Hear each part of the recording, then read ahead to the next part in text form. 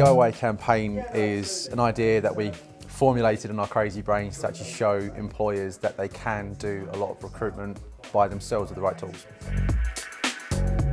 Some people might think we're crazy, it's not conventional to kind of share trade secrets in this way, but the actual document that you can read and you can digest, they're nothing new. They're all things that people know. If you're looking to employ staff, there is loads of these kind of things that are already out there that are free. And whilst I am an agent, I do get paid to find people, I like people that come to us because they genuinely have a need. They have a pain point, and being able to advertise something and do it yourself isn't a pain point. It's just you just haven't got the right tools, or you haven't been kind of taught the right way to learn that you can do it yourself.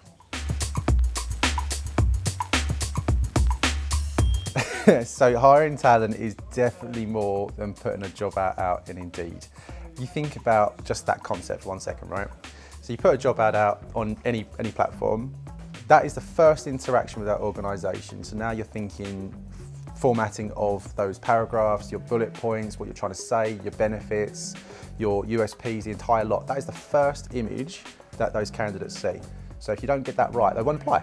So then all you then get is a load of randoms kind of apply to your job because they think they can do it. So unless you're ultra clear about it, you trying to hit the mark, just kind of putting out Indeed is never going to be the full-blown solution.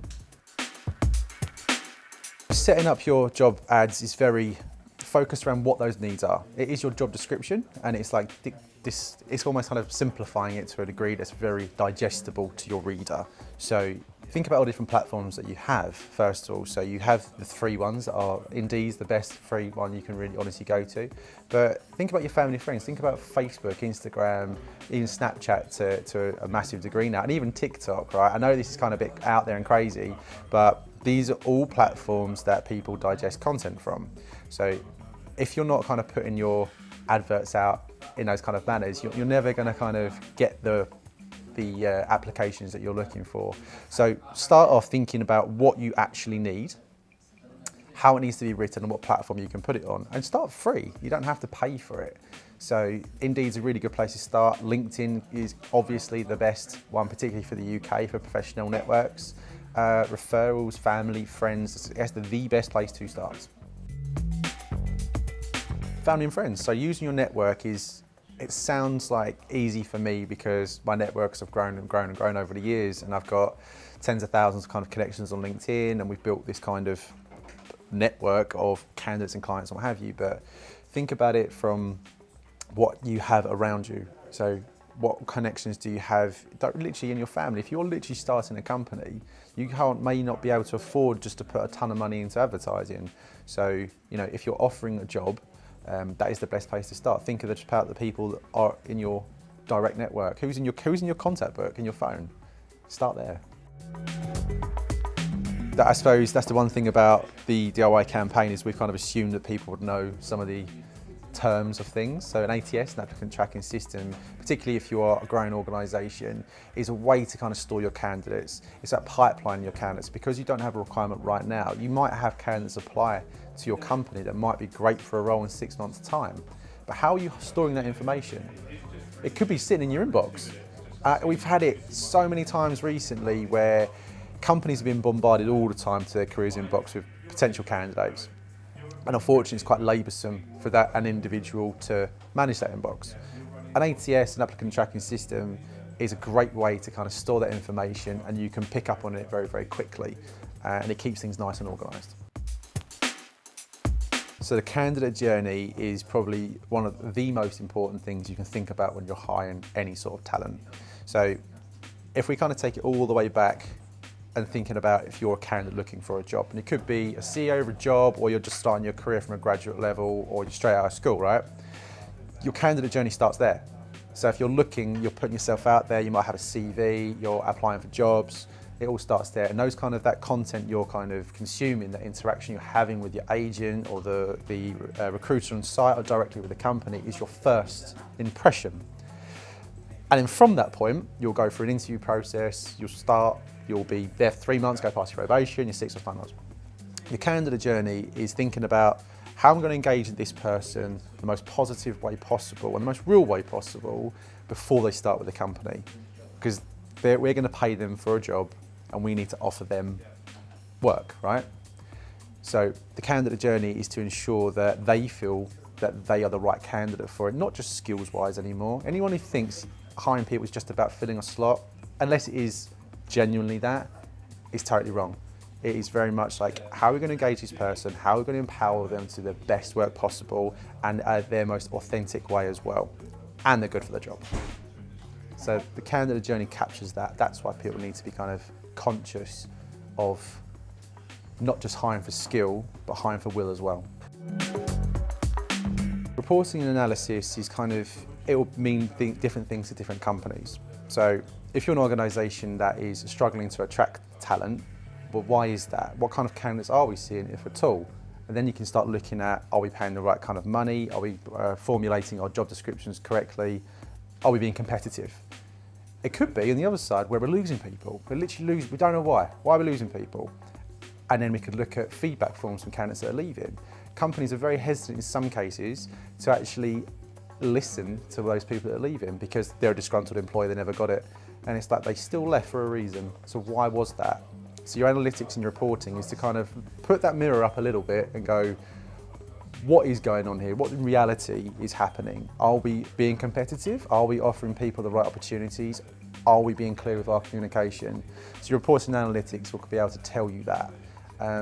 So yeah, it means things different to different people. You might want to report how many candidates you get to interview, how many interviews you get to offer, and how long that timeline is.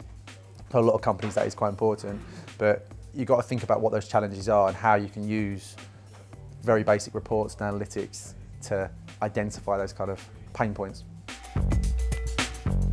If you can build relationships with universities, job centres, career kind of professionals, they will be able to kind of give you talent.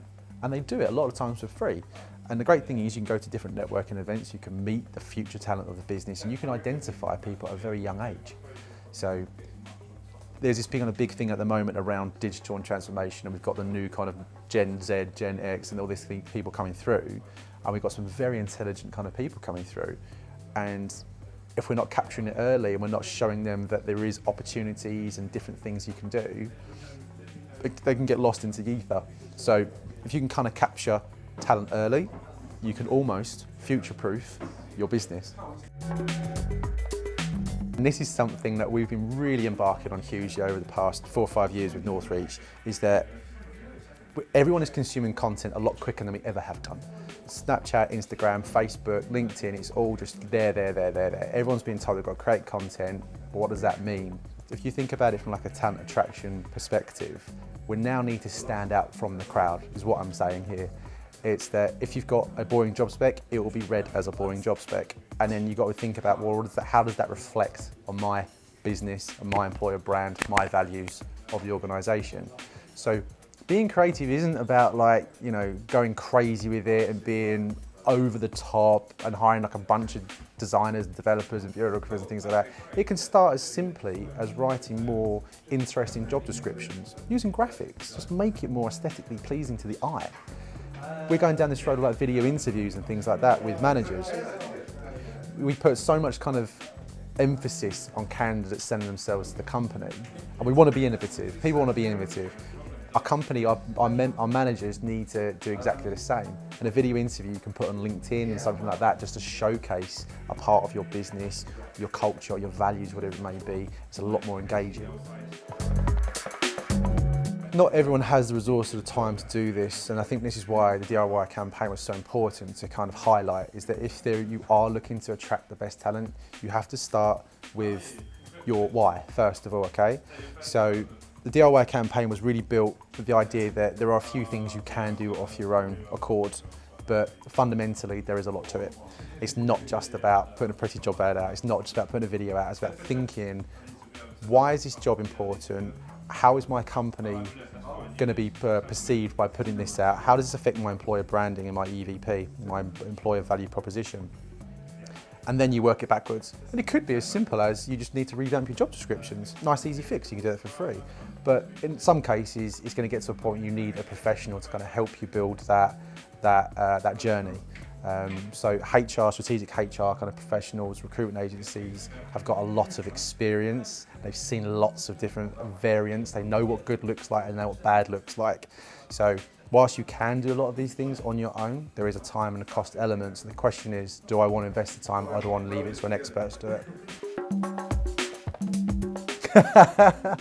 So as far as Northreach is concerned, that DIY project was put together to help organisations do it themselves where they can. We are the experts when it comes to this, fundamentally. So we know how to build engaging kind of content to strengthen your EVP, give your employers kind of purpose, build that candidate journey. We'll take the time to actually understand what your business requirements actually are and tailor a process that works for you. So getting in touch with Northreach is as simple as checking out the website. You can contact me directly. I'm on LinkedIn. I'm on LinkedIn. I'm on Instagram. Facebook. I'm around to talk about these things, or just pick up the phone. The number's on the website. Just give us a call there.